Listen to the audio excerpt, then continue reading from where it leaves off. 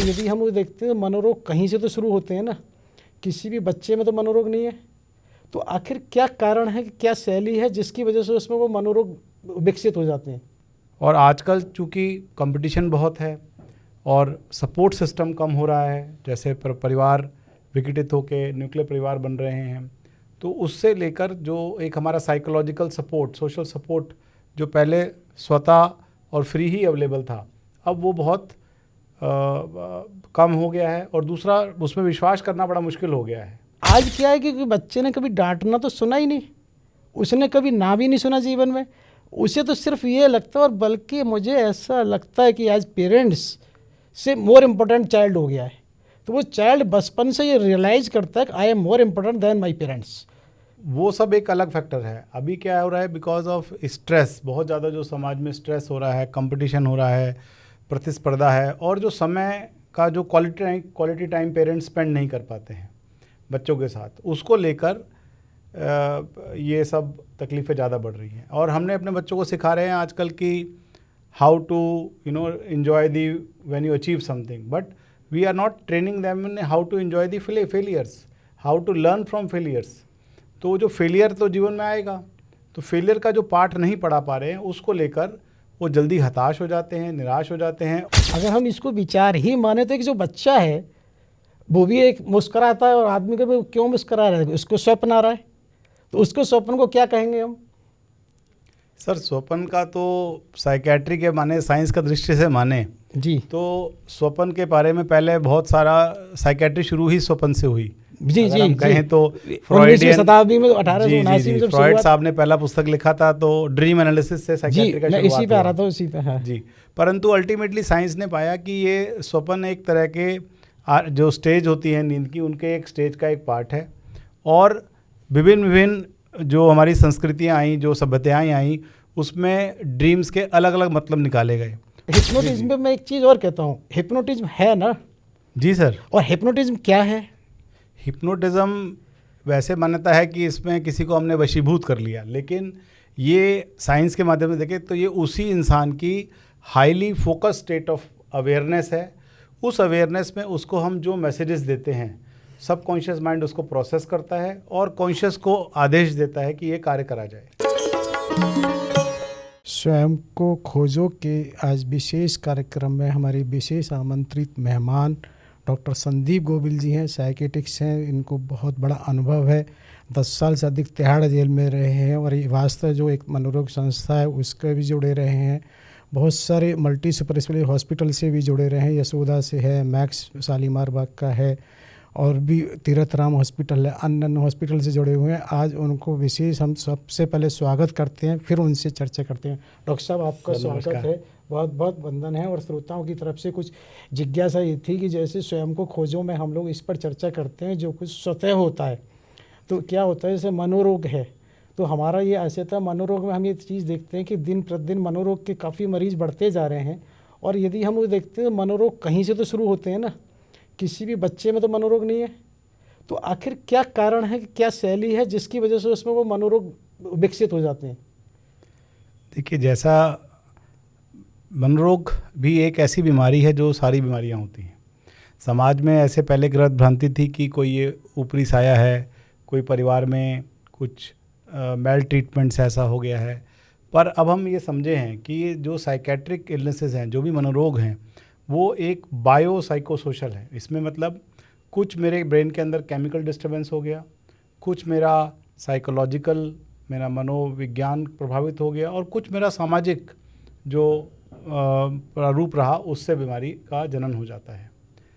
और आजकल चूँकि कंपटीशन बहुत है और सपोर्ट सिस्टम कम हो रहा है, जैसे परिवार विघटित होकर न्यूक्लियर परिवार बन रहे हैं, तो उससे लेकर जो एक हमारा साइकोलॉजिकल सपोर्ट, सोशल सपोर्ट जो पहले स्वतः और फ्री ही अवेलेबल था, अब वो बहुत कम हो गया है। और दूसरा, उसमें विश्वास करना बड़ा मुश्किल हो गया है। जी, मित्र पे कितना विश्वास करें, पड़ोसी पे कितना विश्वास करें, जी। तो वो उस सब को लेके ये सब ज़्यादा मनोरोग का केसेस बढ़ रहे हैं। नहीं, जैसे हम इसको ऐसे समझते हैं, तनाव या अवसाद, ये दोनों मनोरोग के ही हिस्सा है। जी सर। और हम ये भी मान सकते हैं कि एक बच्चा जब होता है तो उसे ना तनाव होता है, ना उसे अवसाद होता है। लेकिन कुछ ना कुछ कारण ऐसे घटित होते हैं जिससे वो एक न एक दिन तनाव में भी आ जाता है और अवसाद में भी हो जाता है। तो कहीं ना कहीं वो जीवन शैली कारण कुछ ना कुछ ऐसा है। क्या उसमें एक कारण ये हो सकता है कि जैसे हम एक बात देखते हैं, पहले क्या होता था घरों में, जैसे अभी आपने कहा न्यूक्लियर फैमिली, पहले जॉइंट फैमिली थी, तो उस समय क्या बच्चे अधिक होते ही थे, तो ये एक साधारण सी बात थी, किसी को डांटना फटकारना तो उसे ये नहीं लगता कुछ हुआ है, जैसे कि ना धूल मिट्टी झाड़ी और वो फ्री हो गया। अगर आज क्या है कि बच्चे ने कभी डांटना तो सुना ही नहीं, उसने कभी ना भी नहीं सुना जीवन में, उसे तो सिर्फ ये लगता है, और बल्कि मुझे ऐसा लगता है कि आज पेरेंट्स से मोर इम्पोर्टेंट चाइल्ड हो गया है। तो वो चाइल्ड बचपन से ये रियलाइज़ करता है कि I am more important then my parents, क्योंकि उससे हर समय इंपॉर्टेंस इतनी मिलती है, अरे नहीं इसका टाइम स्कूल लेट हो रहा है, इसका ये हो रहा है, उसका वो, तो उसकी जो साइकोलॉजी है वो ग्रो कर रही है उसके साथ कि मैं इम्पोर्टेंट हूँ। व्हेनेवर आप ये देखिए पुराने समय में वो कितना भी हाईली एजुकेट था, पेरेंट्स के लिए कुछ नहीं था, वो ये कहते थे अरे कहाँ रहे सुन रहे, वो उसको कहीं कोई ऐसा वेटेज नहीं मिलती थी। और आप बहुत एजुकेट हो तो बहुत इंपॉर्टेंस, क्या कहना चाहेंगे इसमें आप? ये भी कह सकते हैं, देखिए वही मैंने कहा, ये सामाजिक और ये साइकोलॉजिकल परिवेश है, लेकिन वो सब एक अलग फैक्टर है। अभी क्या हो रहा है, बिकॉज ऑफ स्ट्रेस, बहुत ज़्यादा जो समाज में स्ट्रेस हो रहा है, कंपटीशन हो रहा है, प्रतिस्पर्धा है, और जो समय का जो क्वालिटी टाइम पेरेंट्स स्पेंड नहीं कर पाते हैं बच्चों के साथ, उसको लेकर ये सब तकलीफ़ें ज़्यादा बढ़ रही हैं। और हमने अपने बच्चों को सिखा रहे हैं आजकल कि how to enjoy the when you achieve something, but we are not training them in how to enjoy the failures, how to learn from failures. तो जो फेलियर तो जीवन में आएगा, तो फेलियर का जो पार्ट नहीं पढ़ा पा रहे हैं, उसको लेकर वो जल्दी हताश हो जाते हैं, निराश हो जाते हैं, और उसको एक जीवन का जैसे कि ये तो अंत हो गया, क्योंकि हम तो कभी सोचे नहीं थे हार सकते हैं। और जैसे अभी आपने एक शब्द कहा एन्जॉय, तो एक एन्जॉय बड़ा महत्वपूर्ण चीज़ आती है। एक चीज़ देखिए आप, आज से 45 साल 50 साल पहले केवल दूरदर्शन शुरू हुआ था, और उस दूरदर्शन पर 2 कार्यक्रम आते थे, एक चित्रा और एक पिक्चर। और वो चित्रहार जब आता था और पिक्चर आता था, बड़े लोग प्रतीक्षा करते थे और बड़ा एंजॉय करते थे।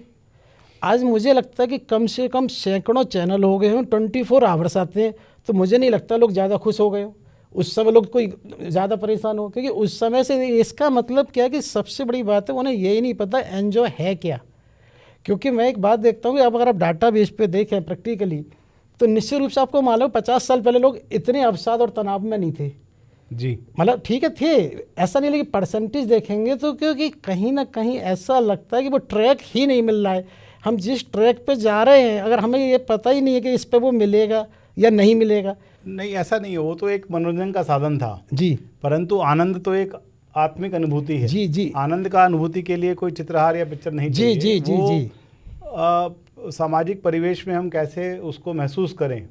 कई लोग पहले छोटा सा नौकरी पाके ही खुश हो जाते थे, जी, आज बड़ा बड़ा बिजनेस करके भी जी। खुश नहीं है।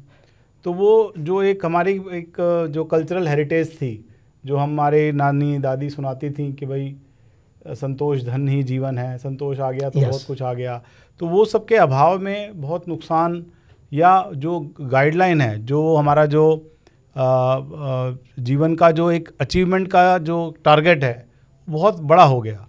वो टारगेट का संतोष ना आने से वो हमेशा फ्रस्ट्रेशन में, हमेशा दुख में ही मनुष्य जी रहा है कि वो नहीं मिला, जी, जबकि जो मिला है उसका हम कदर नहीं कर पा रहे हैं। हुआ क्या, जो अभी आपने कहा कि उसका उल्टा हो गया, उसने है को इग्नोर कर दिया और ना को इम्पोर्टेंस दे दी है। जी, जो उसके पास है उसका महत्व नहीं देख रहा है वो, क्योंकि दुनिया में कोई भी व्यक्ति ऐसा नहीं है जिसके पास 100% सुख हो और 100% दुख हो। होता क्या है कि जिसको खुश होना है वो ये देख ले मेरे पास क्या सुख है, लेकिन वो क्या करता है ये देखता है आपके पास क्या सुख है, और इसलिए वो परेशान है। उसका परेशान होना कोई नहीं है, पहले आदमी खुश होता था इस बात से कि मेरे पास क्या है। तो ये चीज़ बात इस पे विचार करने की है कि भाई जैसे हम मनोरोग कहते हैं, तो इसका मतलब एक तो विज्ञान मन को मानता है।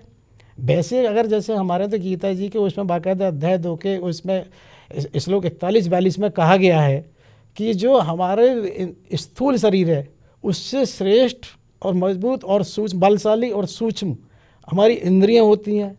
इंद्रियों से जो श्रेष्ठ और सूक्ष्म बलशाली है वो हमारा एक तरीके से कहना चाहिए कि मन होता है। मन से भी ज़्यादा एक तरह से बुद्धि, और बुद्धि से भी ज़्यादा आत्मा। यानी कि वहाँ हम ये देखते हैं कि जैसे इंसान का शरीर है उसमें इंद्रियां हैं, इंद्रियों को तो हम मान लेते हैं, लेकिन अभी हम किसी से मन की बात तो अभी सब नहीं माने, लेकिन जब मनोरोग है तो मन है, जी जी। और जब मन है तो एक तरह से बुद्धि भी है।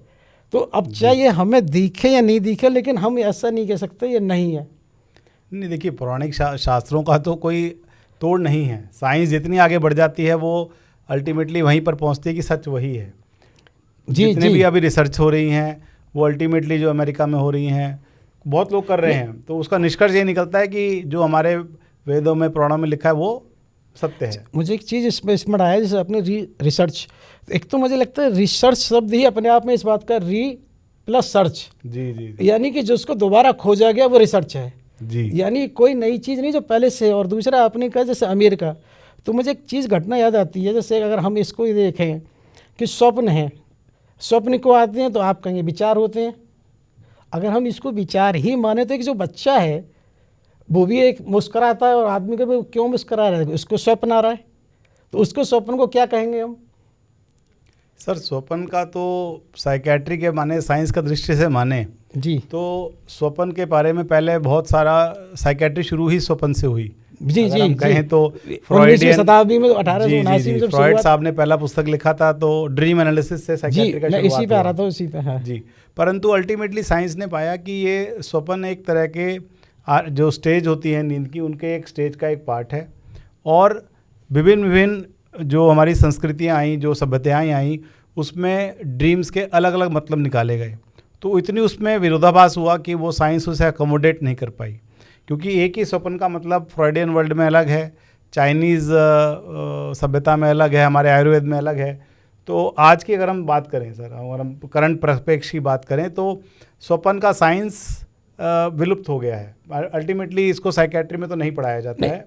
आयुर्वेद में हर एक अपना मान्यता लेके चल रहे हैं, ज्योतिष में मान्यता है, लेकिन अगर हम साइंस का बात करें तो ये स्वप्न आना खाली एक, अगर हम कहें तो बड़ा साइंटिफिक हो जाएगा कि आरईएम स्लीप का डिसऑर्डर है और उसको दवाइयों के माध्यम से बैलेंस करा जा सकता है। लेकिन ये तो मानते हैं कि स्वप्न होता है। हाँ जी सर, स्वप्न तो होता ही है, इसमें नहीं है। अब इसमें एक चीज़ थोड़ी सी जुड़ी हुई है, जैसे अभी आपने स्लीपिंग डिसऑर्डर, जी सर, ठीक, तो स्लीपिंग डिसऑर्डर में क्या होता है कि जो आपका स्लीपिंग डिसऑर्डर है और जो स्वप्न आप देख रहे हैं, तो उसमें वो चीज़ आएंगी जो कहीं ना कहीं आपके माइंड में है। जी। अब इसमें एक चीज़ जुड़ी हुई है, 14 अप्रैल 1865 की घटना है, अब्राहम लिंकन की हत्या हुई थी अमेरिका में, वो उस समय राष्ट्रपति थे। सबसे बड़ी मूल बात इसलिए मैं जोड़ रहा हूँ, अमेरिका की रिसर्च को आज भी बहुत डेवलप्ड माना जाता है, उस समय भी था, उनके वह रिकॉर्ड पे आज भी है कि जब उनकी हत्या हुई, उन्होंने हत्या से 3 दिन पहले अपनी पत्नी को बताया, मैंने स्वप्न देखा इस तरह से मेरी हत्या हुई है। तो मैं इस बात पे जानना चाहता हूँ कि वो हत्या हुई क्योंकि वो एक आम आदमी नहीं थे, राष्ट्रपति थे, एक स्ट्रॉन्ग पर्सन, स्ट्रॉन्ग ब्रेन। ऐसा होता है कि आदमी कहता है भाई कहीं ना कहीं एक वीक माइंड जो होता है, और उन्होंने इसको पहले से बताया, यानी वो घटना जब घटी नहीं और उन्होंने स्वप्न में देखा, और आज भी वहाँ रिकॉर्ड में है। अब मुझे नहीं पता अमेरिका ने कभी इसकी रिसर्च की नहीं की, क्यों नहीं की भाई, जब वो स्वप्न आया क्यों, फिर वो तो भविष्य की होने वाली घटना थी। क्योंकि ये बात मैं स्पेशली इसलिए कह रहा हूँ कि अमेरिका को हम आज भी मानते हैं बहुत डेवलप्ड है, बहुत रिसर्च करते हैं, और ये अमेरिका की ही घटना है और वहाँ के रिकॉर्ड में है। तो अब इसको भविष्य की घटना को मेडिकल साइंस से तो हम कुछ नहीं मान सकते। नहीं सर, मेडिकल साइंस के पास तो इसका जवाब नहीं है, लेकिन जैसे अब इसको समझने के लिए तो हमको इंडियन वेदों पे ही जाना पड़ेगा। जैसे विवेकानंद जी ने कहा था कि हमारा ब्रेन एक रिसीविंग टावर है, इंटरनेट से सारा दुनिया कनेक्टेड है। जैसे इंटरनेट से हम वायर से कनेक्टेड हैं, लेकिन अगर हम अध्यात्म में जाएं, राजयोग करें और अच्छे से प्रैक्टिस करें तो हम किसी भी मनुष्य से टेलीपैथी कर सकते हैं। पर उस लेवल का कितना मनुष्य कर पाता है, कितना अच्छा गुरु रह गए हैं सिखाने वाले में, तो उसमें डाउट आता है। लेकिन देखिए अभी मतलब और अगर परिप्रेक्ष्य की बात करें तो बागेश्वर धाम बाबा जी चल रहे हैं, या ऐसे बहुत मैं आ रहा था जो लोग सब बता देते हैं। नहीं, उसी को कई बारी क्या है कि ये माना जाता है वो माइंड रीडर हैं। अब ठीक है साइंटिफिकली माइंड रीडर है, लेकिन बात आती है माइंड रीडर है तो क्या माइंड रीडर का कोई कोर्स होता है? अगर माइंड रीडर वही क्यों है भाई, जो साइंस मानती है कि वो माइंड रीडर है। और भी 1-2 लोग इस तरह के आए कि भाई ये माइंड रीडर है, कि कहीं एक व्यक्ति है मेरे पर जानकारी है, राजकुमार शर्मा जी, उनकी वो चलता है, तो वो क्या करते हैं, केवल आपसे 2 अक्षर बुलवाएंगे और वो कहीं से आपके नाम और भाई के नाम, पत्नी और बच्चों के नाम तक बता देते हैं। तो ऐसे बहुत लोग हैं, नहीं ऐसे बहुत लोगों को मैं जानता हूँ पहले से ही। मतलब ये तो बहुत साइंस होगी कोई ना कोई, हमको नहीं पता क्या है ये। हमारा जो प्रयास है वही एक चीज़ है कि साइंस भी एक साइंस है, और एक इसके अलावा जो ग्रंथ है वो भी हाइपोथेटिकली नहीं है, जी, वो दोनों चीज़ें पैरेलल हैं, हम एक दूसरे के पूरक हैं। हम ऐसा नहीं कह सकते कि यही इम्पोर्टेंट और वो इम्पोर्टेंट नहीं है। समय के साथ सबकी ही एक तरह से आवश्यकता है, किसी चीज़ को ये इग्नोर नहीं किया जाएगा कि ये नहीं है। अब जैसे मान लो 1 मिनट हिप्नोटिज्म है, क्या मानते हैं कि है? सर ये साइंस करते हैं हिप्नोसिस, तो साइकेट्री में तो बाकायदा इसका ट्रेनिंग होता है, कराया जाता है, सिखाया जाता है और कई लोग प्रैक्टिस भी करते हैं। जी जी। तो क्या है कि हिप्नोटिज्म है। अब इसको हम अगर लेते हैं श्रीमद् भागवत गीता के ना एक तरह से 6वें स्कंद के 4थे अध्याय में एक नारायण कपस के उपदेश के नाम से वहाँ आता है। तो वहाँ आता है एत धारणमस्तु यम यम पश्यति चक्षुषा। तो वहाँ उन्होंने इस समय हजारों साल पहले इस बात को कहा कि जो व्यक्ति नारायण कवच को धारण कर लेता है, जो अपनी दृष्टि से जिसको देख लेता है, वो अभय हो जाता है। यानी कि एक तरह से हिप्नोटिज्म हुआ, उसने कहा केवल उसको देखने वाला व्यक्ति, जो उसके माइंड में चल रहा है सब खत्म हो, अभय हो जाएगा। तो आज हम उसको हिप्नोटिज्म कह देते हैं। हिप्नोटिज्म में मैं एक चीज़ और कहता हूँ, हिप्नोटिज्म है ना? जी सर। और हिप्नोटिज्म क्या है? हिप्नोटिज्म वैसे मान्यता है कि इसमें किसी को हमने वशीभूत कर लिया, लेकिन ये साइंस के माध्यम से देखें तो ये उसी इंसान की highly focus state of awareness है।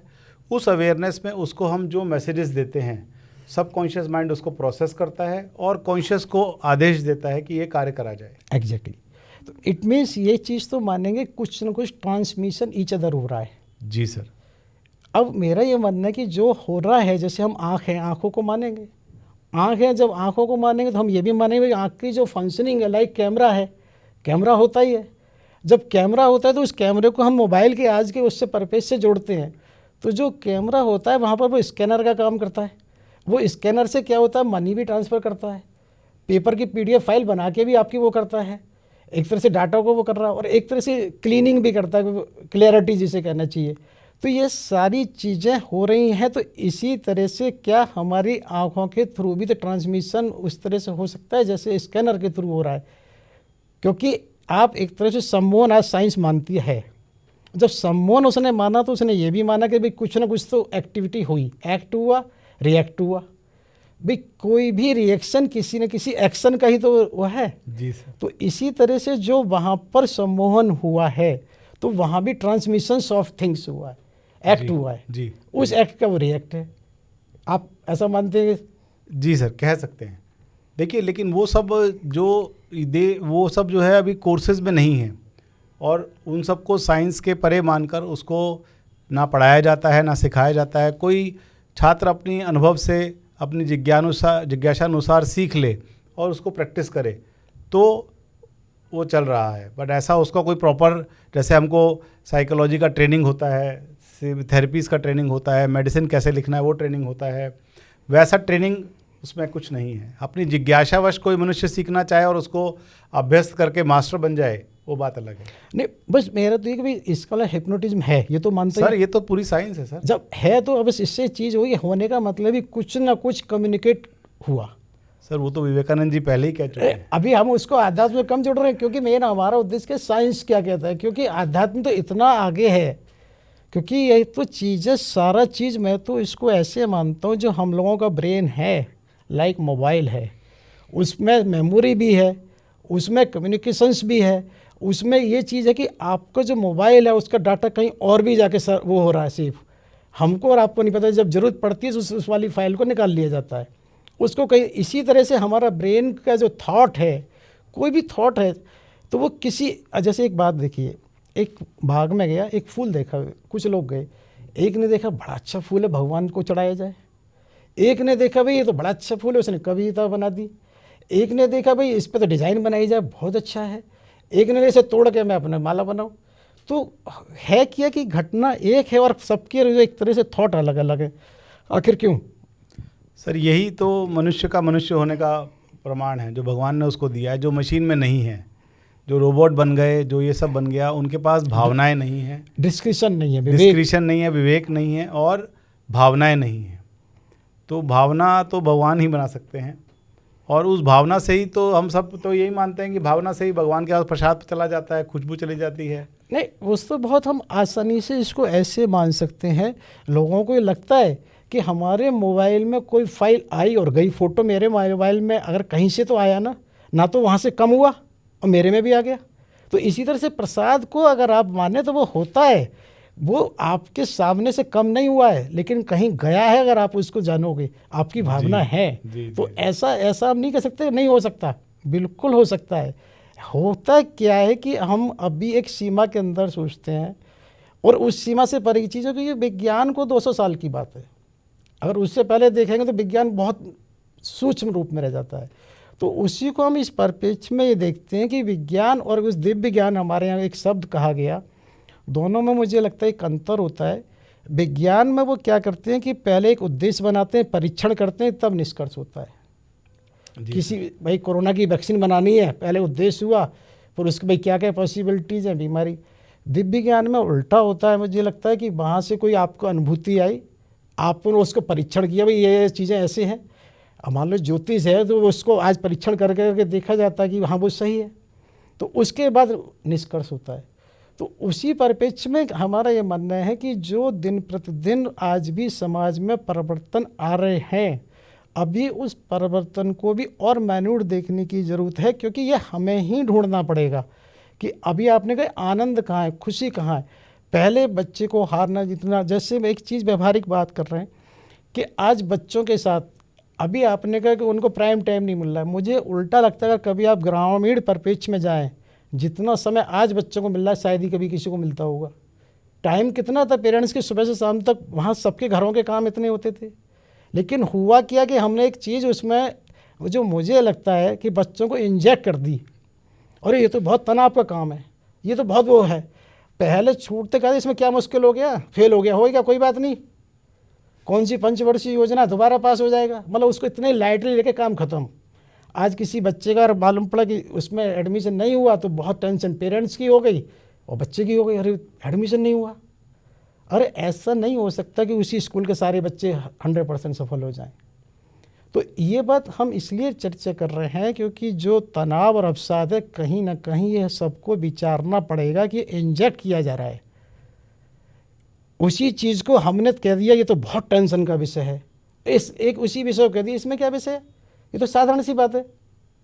वही कि जैसे हमने बच्चों को जीतना सिखाया, हमको हार के भी आगे बढ़ने का, उनको एक कॉन्फिडेंस रहे, आगे बढ़ें, और हार जीत एक जीवन का एक अभिन्न अंग है, ये सिखा के हमें चलना चाहिए ताकि वो तनाव और अवसाद ना आए। एक चीज़ और मैं थोड़ा सा पूछता हूँ मनोवैज्ञानिक दृष्टिकोण से, जैसे बच्चे हैं, पहले 4 से 10 बच्चे होते थे, हर समय सुबह से रात तक उनके साथ शेयरिंग होती थी जी, नथिंग बट सेपरेट। उस बच्चे को ये मालूम है कि ये साइकिल मेरी भी है, उसकी भी है, और उसकी भी है, शर्ट भी मेरी है, बर्तन मेरे हैं, मतलब कहीं कुछ ये तो था ही नहीं है मेरा है। आज उसमें वो देखता है बच्चे को शुरू से कहा जाता है ये तेरी है, उसके माइंड में एक ओनरशिप क्रिएट हो गई है। अब वो बड़े होके कैसे फाइट नहीं करेगा भाई, पहले उसे ये पता ही नहीं था, वो कितना बड़ा हो गया, बाहर सर्विस भी कर ली तब भी किसी ने कहा ही नहीं ये तेरी है। तो क्या इस थॉट प्रोसेस से आपको लगता है कहीं कोई बच्चे इफेक्ट हो रहे हैं? देखिए अफेक्ट तो बाद में पता लगेगा, क्योंकि अब तो ये सामाजिक परिवेश यही है, क्योंकि एक ही 2 बच्चे हैं और उनका अलग अलग भगवान का दया से सबको सामर्थ्य भी बहुत है। नहीं, इसी के लिए तो कह रहा कहीं रिसर्च हो रही है। मुझे तो लगता है निश्चित रूप से प्रैक्टिकली आप देखिए ना, एक बच्चे के अंदर ये राइट और वो फाइट नहीं होती है, क्योंकि कहते हैं ना कि life is beauty if you perform your duty, life is fight if you demand your right. तो क्या होता है कि आप उसको उस परपेच में देखिए ना कि हमने ही उसको राइट क्रिएट कराया है शुरू से जी, ड्यूटी पे हमने कभी एनालिसिस नहीं किया, फोकस नहीं किया। तो दूसरा, हमने ही उसको हर चीज़ सेपरेट करा दी। अब वो शेयरिंग कब करेगा भाई? कहीं ना कहीं एक मनोविज्ञान विषय, उसने तो कभी सोचा ही नहीं एडजस्टमेंट। तो पहले सुबह से शाम तो उसको हर काम में एडजस्टमेंट करना था। दूसरा, डांट फटकार उसने आम देखी तो कुछ नहीं, भैया पड़ गई, मुझ पर पड़ गई, दीदी पड़ गई, उस पर पड़ गई, कपड़े की तरह से उतर गई, काम खत्म हो गया जी। अब आपको लगता नहीं यार, किसी बच्चे को एक बार थोड़ा सा डांट दो तो पेरेंट्स को भी लगता है यार खाम का डांट दिया ऐसे तो, और बच्चे को तो लगता ही है। तो क्या कहना चाहेंगे आप इससे कुछ? सर ये वही है, देखिए ये सब लर्निंग है, ये सब लर्निंग है।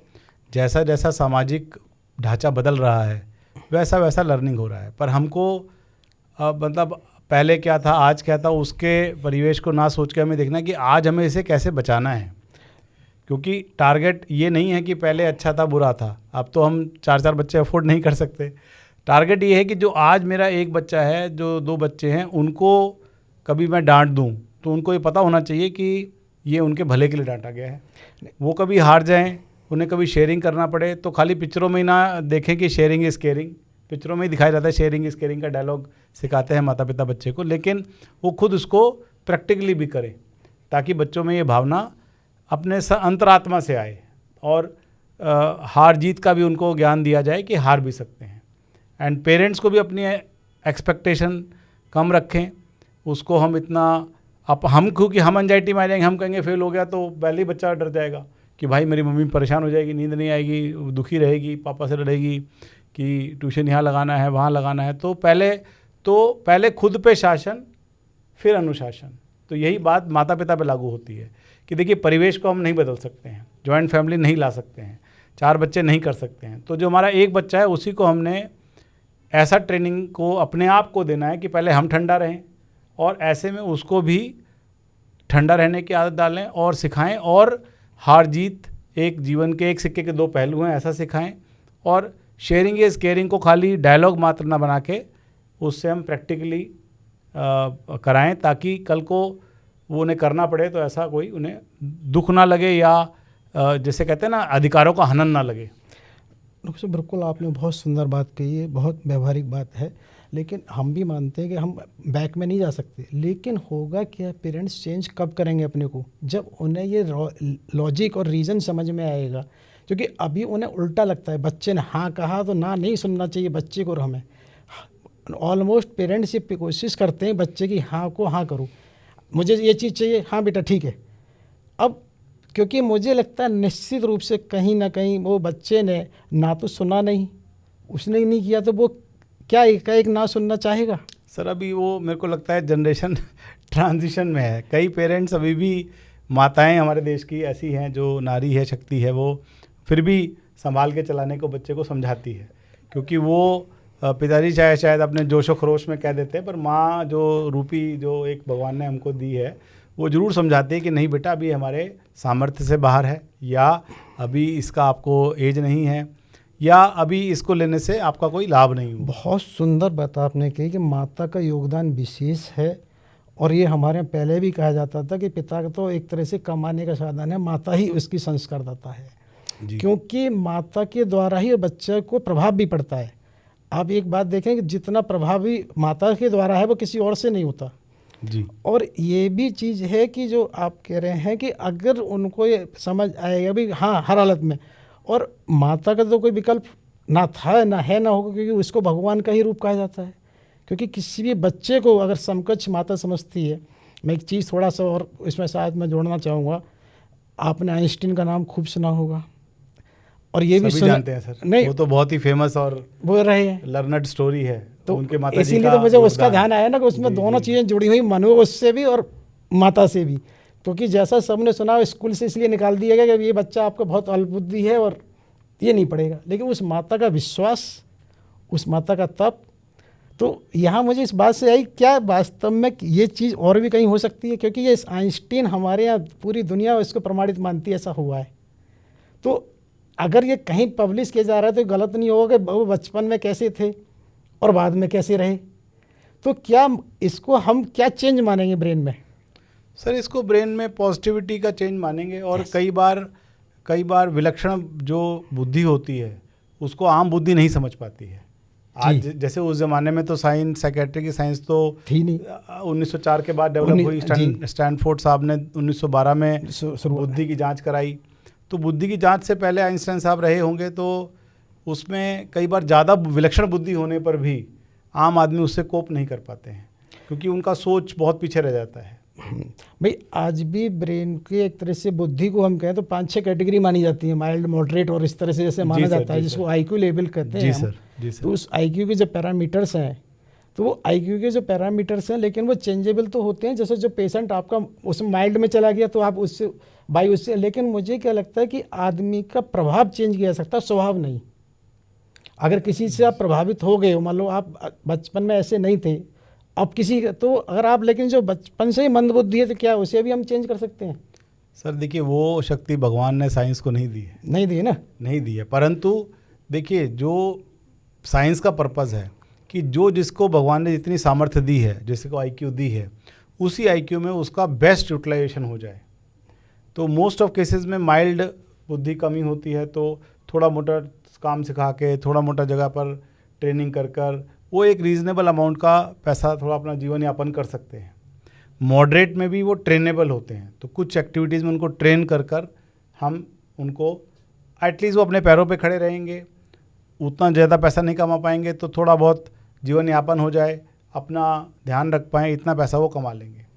तो ट्रेनिंग, पहली बात है पहचानना, identifying and then appropriate training to the level of the IQ, that is important. तो where there is role of science comes in, वहीं पे साइंस का योगदान आता है कि पहचान कर, कैटेगराइज कर कर और एप्रोप्रिएटली उसको ट्रेन कर कर। पर सब में देखिए, सब में इसमें फैमिली का बहुत बड़ा भूमिका है। जी। क्योंकि हमारे देश में या कहीं पर भी जो जितनी भी सर्विसेज हैं, they are very costly, they are located at very far place. India is a huge country, बहुत बड़ा विस्तृत देश है हमारा। Logical transport is a big issue. तो ऐसे में हम उनसे जो ट्रेनिंग टिप्स होते हैं, जो आमतौर पे जो एजुकेटर्स होते हैं, वो भी ट्रेनिंग टिप्स देते हैं पेरेंट्स को ही। जी। तो ऐसे में पेरेंट्स का दायित्व ज़्यादा बढ़ जाता है compare to the normal children with other parents. नहीं, बहुत अच्छा रहा डॉक्टर साहब। मैं आज संतवाणी चैनल के माध्यम से, श्रोताओं दर्शकों के माध्यम से आपका आभार व्यक्त कर रहा हूँ। और आपने जो कंक्लूजन दिया कि हर पेरेंट्स को, और विशेष रूप से बच्चे की माँ को विशेष ध्यान देना चाहिए बच्चे पे, जिसके कि वो उसके नज़दीक भी होती है और उसको ईश्वर ने भी एक आदत से एक उसको शक्ति दी है, क्योंकि ये माँ को भी भगवान का दर्जा कहा जाता है। तो जो संस्कार और जो भी चीज़ है, और आपने बहुत लोगों को मार्गदर्शन किया, इसके लिए आपका बहुत बहुत आभार व्यक्त करता हूँ। धन्यवाद, बहुत बहुत धन्यवाद। धन्यवाद सर। सभी श्रोताओं दर्शकों का भी धन्यवाद।